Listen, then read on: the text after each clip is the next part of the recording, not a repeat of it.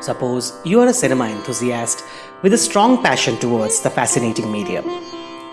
But you have been told by certain highbrow scholars that until you can watch, imbibe, and appreciate Jean-Luc Godard or Andrei Tarkovsky, your passion does not stand validated.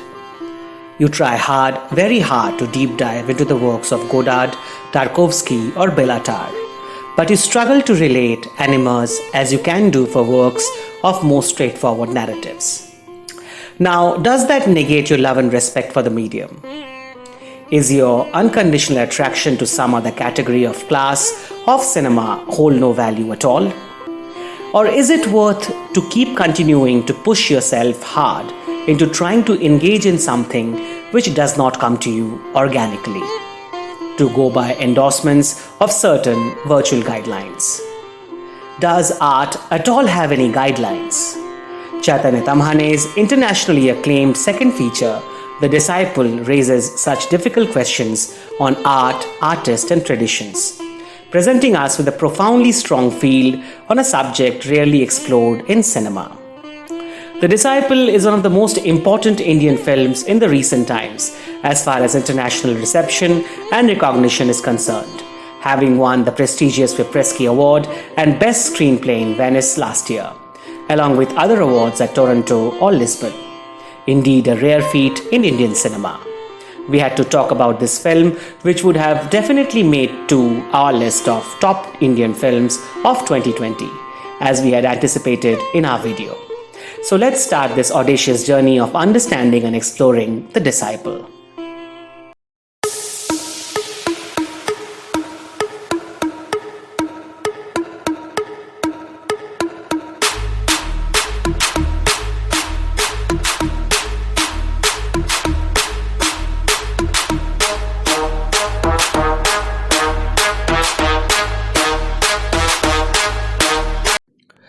Perhaps using the term understanding is a misnomer.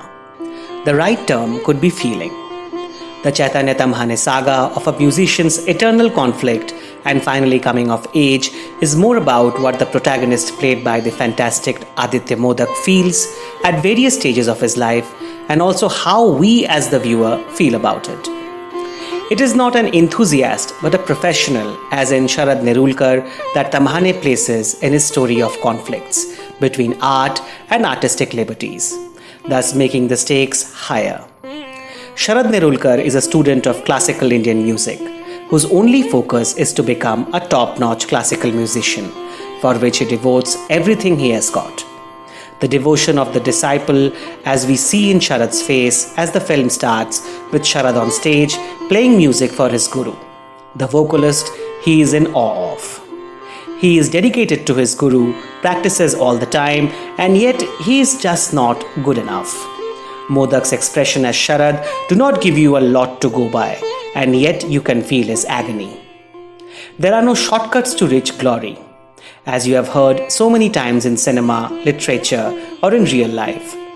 That is why always plays in Sharad's mind, motivating him to push himself harder and harder to remain devoted to his goal. They play in his mind as a tape recording of rare lectures of Mai, his guru's guru, his epitome of artistry.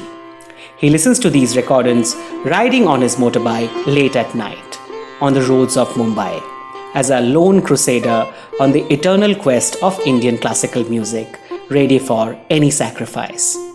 Tamhane subtly puts the quest of artistic heights as institutionalized religion, and Mai to be Sharad's idol, and her sermons as his holy hymns. And as anything under the barriers of institution cuts short liberty and snubs questions towards itself, we find a similar effect in Sharad as the disciple, intolerant to contradictions to his image of Mai, critical towards the commercialization of the singer he once admired, or sarcastic of the casual enthusiasts.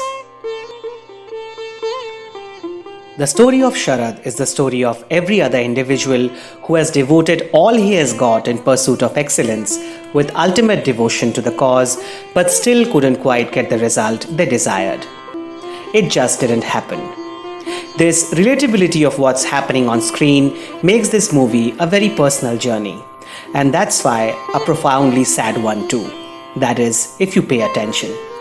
Sharad watches helplessly as a person with no training in classical singing competes in a national popular contest of singers on television and almost instantly becomes a star. Sharad, who has been practicing all his life, has nothing to show for it. It's just that he's more of a romantic than a doer, more of a theorist than someone with the flair of application. He approaches art with a logic while missing out the charm, delusions, and madness of its magic every time. What is art if not madness? And by putting Indian classical music, an art form thriving on discipline and traditions, Tamhane puts up an extremely difficult yet relevant question.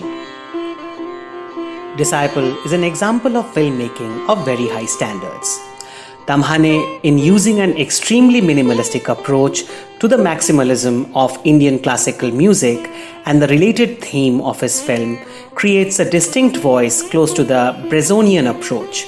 His limited camera movements and smooth cuts make the film pretty lifelike, thus portraying the everyday mundaneness in the life of the artist while removing the intimidating gap between the artist and the audience.